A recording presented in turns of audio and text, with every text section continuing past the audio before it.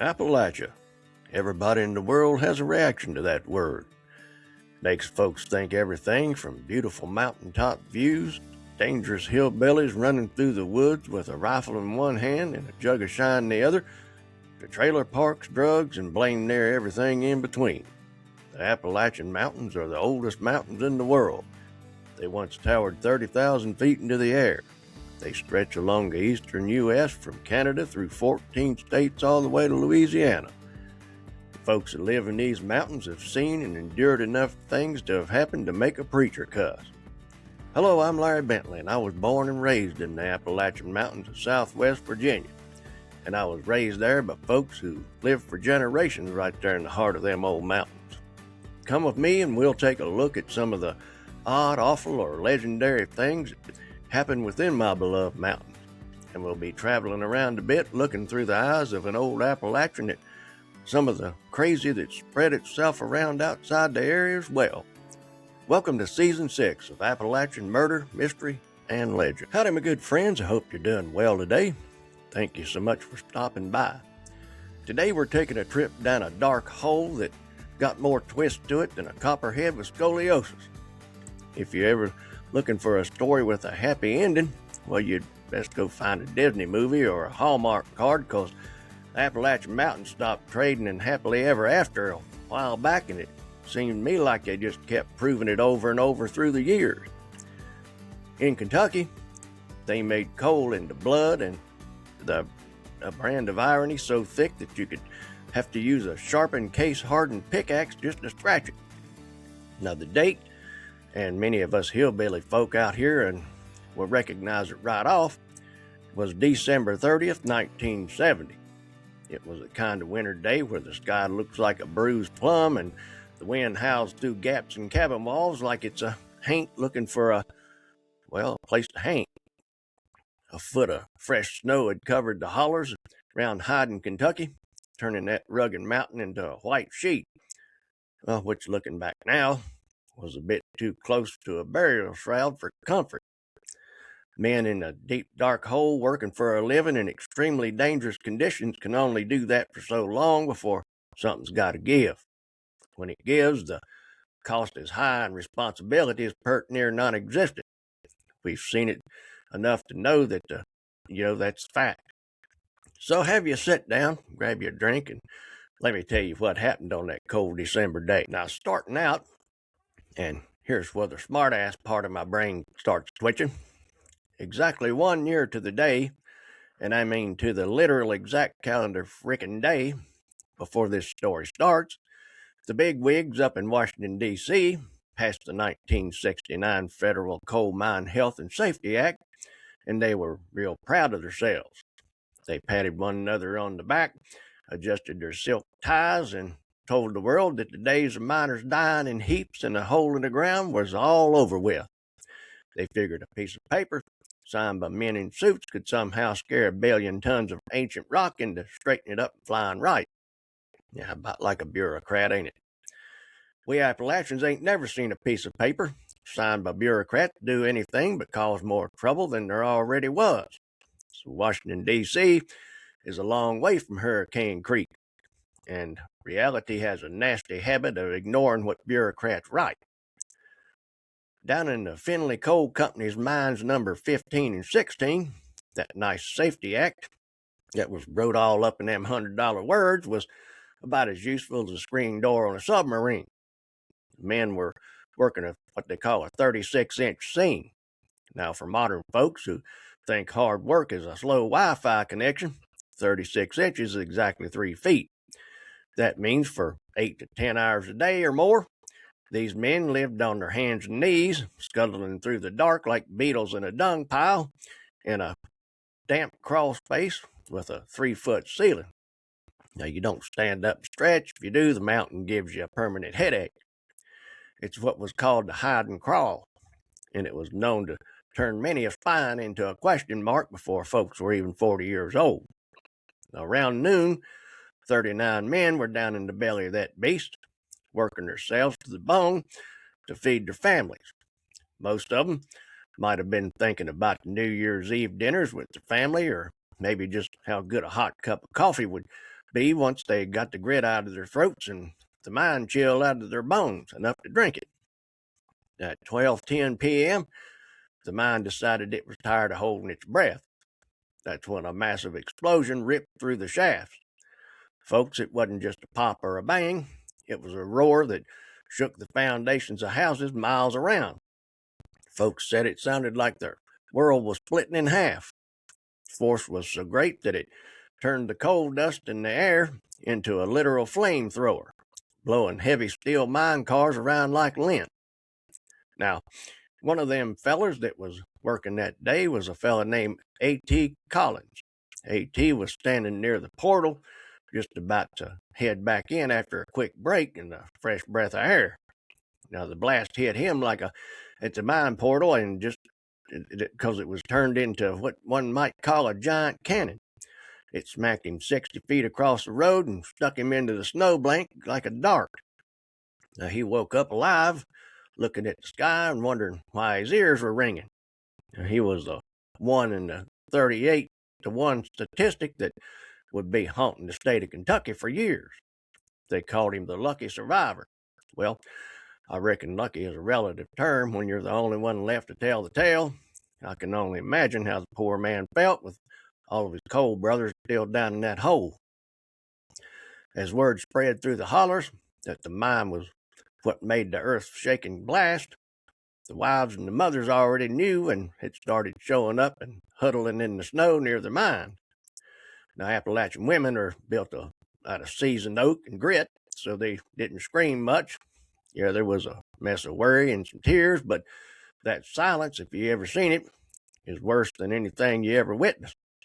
It's the kind of silence that stays with you and you can't forget it. That's why I remember it so clearly from seeing it on TV news. Because the blast had been so hot and the coal dust so thick, the recovery was a grisly, heart-stopping business. Now, the rescue teams worked in shift until their eyes were redder than a Kentucky sunset before a rainstorm, and they started bringing out what was left. But folks, I keep it real because Appalachian people actually lived it. And a blast that powerful, rescue is usually a polite word for sifting the remains for fingerprints, and just about everybody standing there knew it. Despite that, there had been miraculous survivors in previous mine disasters, and there was just a slight bit of hope that there just may be a chance. While A.T. Collins was blinking the snow out of his eyes, wondering why he was 60 feet from where he started and trying to figure out how to stand up again, the rest of Leslie County was shifting into high gear. There's a good chance the man probably had a major concussion from the force of the blast, let alone hitting the snowbank after that. Hurricane Creek ain't no wide open valley. It's a tight press on you kind of place. Now, the first men on the scene weren't the federal agents or high-paid specialists. They were miners from the next holler over.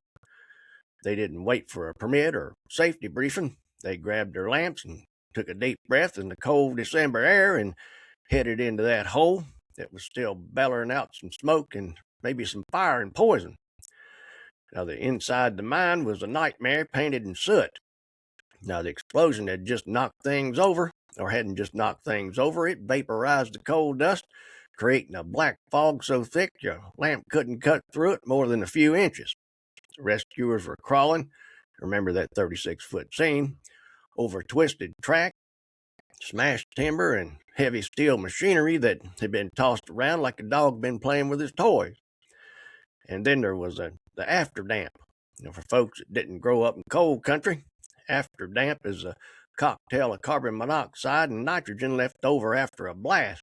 It's usually a silent killer that'll put you to sleep before you even know you're tired. The recovery teams were working in shifts, but nobody wanted to leave. They knew the faces of the men they were looking for. They'd shared tobacco, swapped stories about their kids, and probably bitched about the Finley brothers together.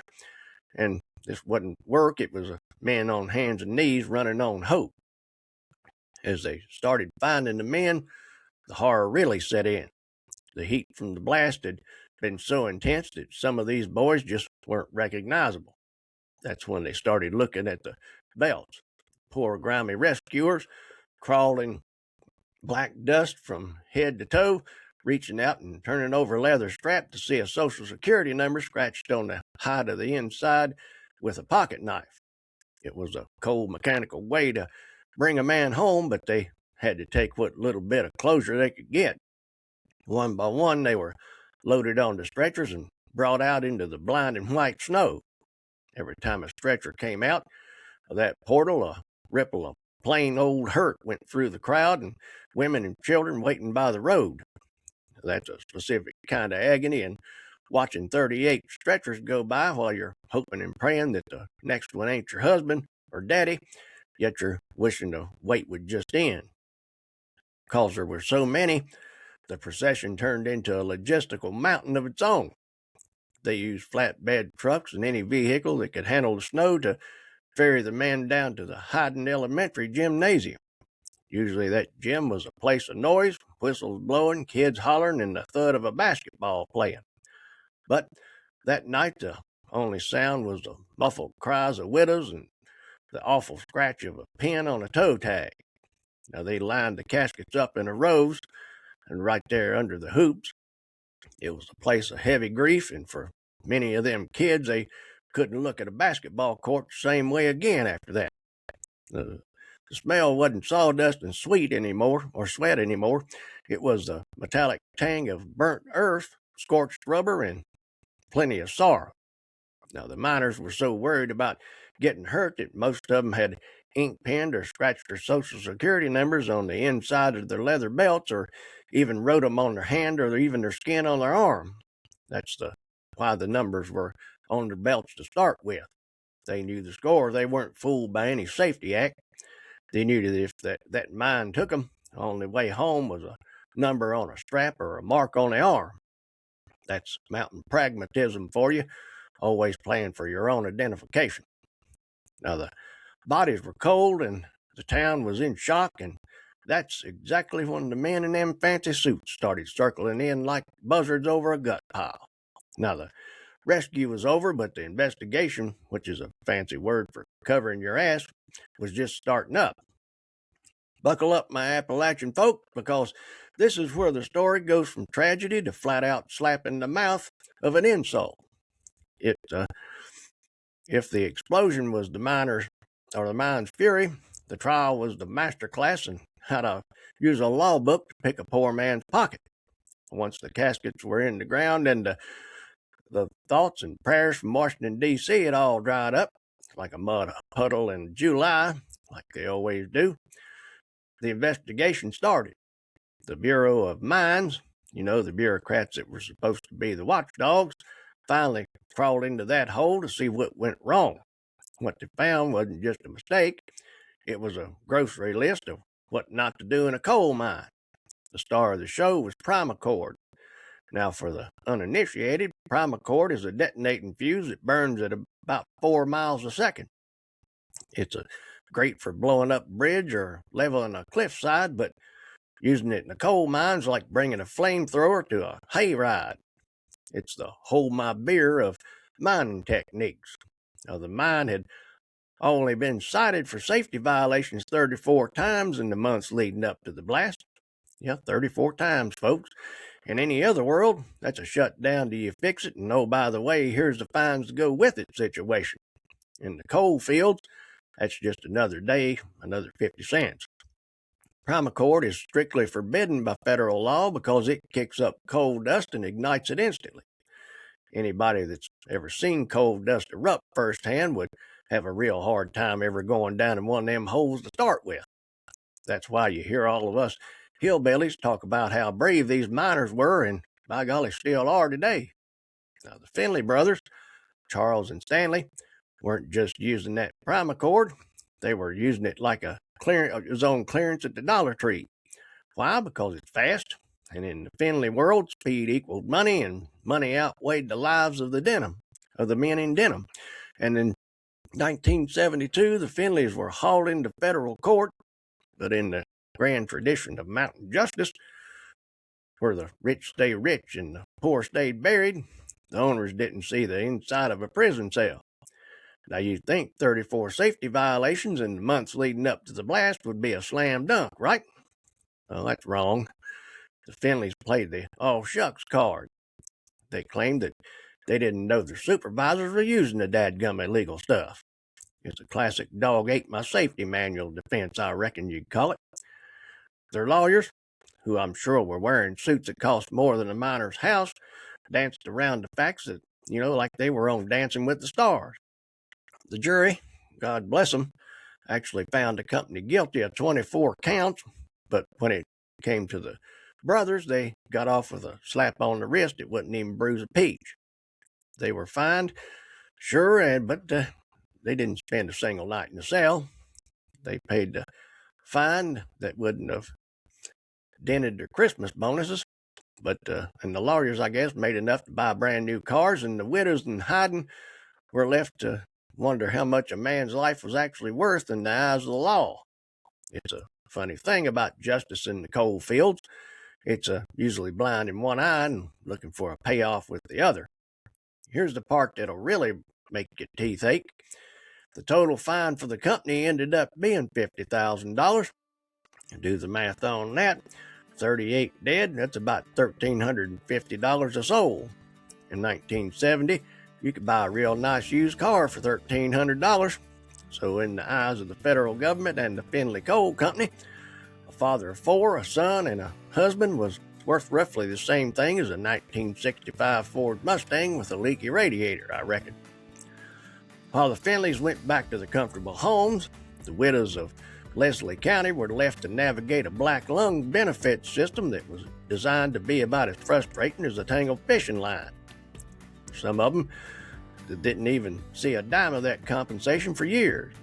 They had to raise their kids on grit and garden beans, while the men who caused the blast were probably out eating steak, shrimp, and playing a round of golf. And I'm still not done. The biggest kicker, this whole disaster happened because the mine was rushing to get coal out before the new stricter safety regulations from the 1969 Safety Act kicked in. They were literally killing people to save money on the cost of keeping them alive. It's a brand of logic that only makes sense if you swapped your heart for a money counter. Today, the Finley name is a footnote of shame, but the lesson of Hurricane Creek is written in the scars of the survivors and the silence of the gymnasium. It taught the folks in the holler one thing: the law might be written in D.C., but it's enforced by folks who own the dirt. Hope you got something out of our story today.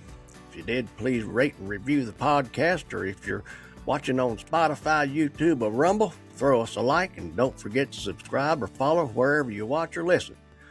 Come on over to Appalachian Murder, Mystery, or Legend Podcast on Facebook group, where we talk Appalachian or about anything else you want to talk about. I'll be back real soon with another Appalachian Murder, Mystery, and Legend, and I will see you then.